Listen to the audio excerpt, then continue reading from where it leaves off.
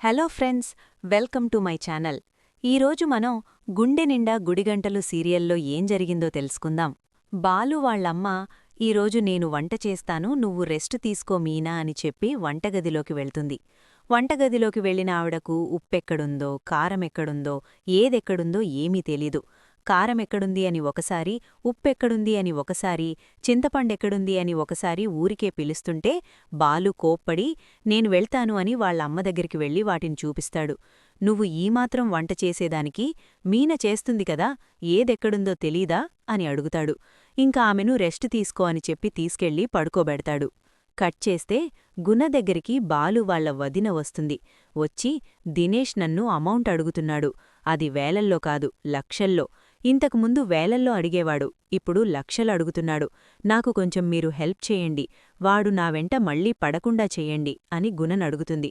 అప్పుడు గుణ అలా చేస్తున్నాడనే కదా కొట్టి వార్నింగిచ్చి జైలుకు పంపించాం అని అంటాడు. దానికి ఆమె అవును, వాడిప్పుడు జైల్నుంచి మళ్లీ వచ్చాడు, వచ్చి నన్ను ఇలా డబ్బులడుగుతున్నాడు అని అంటుంది.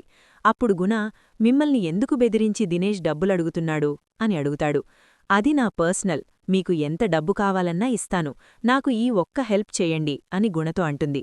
అప్పుడు గుణ నాకు డబ్బులవసరం లేదు, నేనొక పని చేస్తాను, వాడు మళ్లీ మీ వెంట పడకుండా చేస్తాను, కాని అందుకు మీరు నాకొక సహాయం చెయ్యాలి అని అంటాడు. అప్పుడు బాలు వదిన ఏంటి అని అడుగుతుంది. బాలు మీ మరిదే కదా అంటే అవును అంటుంది.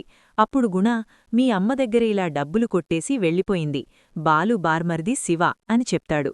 అప్పుడు బాలు వదిన షాకవుతుంది. మీ ఇంటికొచ్చినప్పుడు మీ అత్తగారు శివని దొంగ అనిందంట. హర్టైన శివ నన్నే దొంగ అంటావా, ఎలాగైనా దొంగతనం చెయ్యాలి అని ఆ డబ్బులెత్తుకెళ్లాడు. అది బాలుకు తెలిసి ఎక్కడ మీ ఇంట్లో తెలిస్తే పెద్ద గొడవవుతుందో అని ఎవ్వరికీ చెప్పలేదు.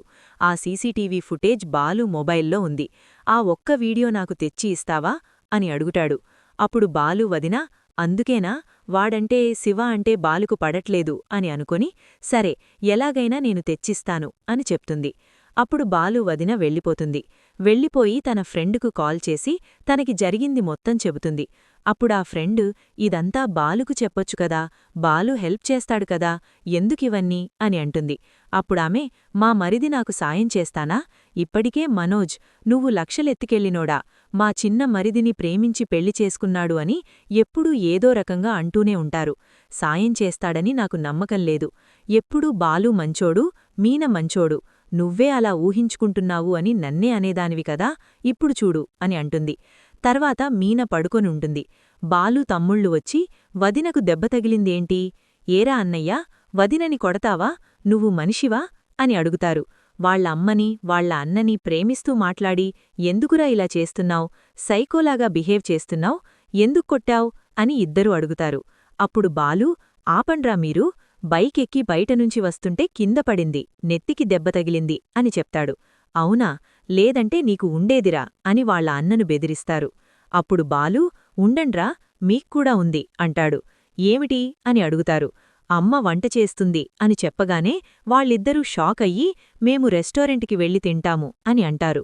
మీరు రెస్టారెంట్కి వెళ్ళి తింటే నేను అమ్మతో చెప్తా, మీ వంట తినలేక రెస్టారెంట్కి వెళుతున్నారు అని అంటాడు బాలు. అప్పుడు వాళ్ళు వెళ్ళిపోతారు. రెస్ట్ తీసుకుంటున్న మీన నిద్రలేచేసరికి ఎదురుగా బాలు ఉంటాడు. బాలును చూసి ఎవరు మీరు, ఇక్కడెందుకున్నారు అని అడుగుతుంది. నేను బాలును, నీ భర్తను అని అంటాడు. నేనెవరిని అని అడుగుతుంది మీన.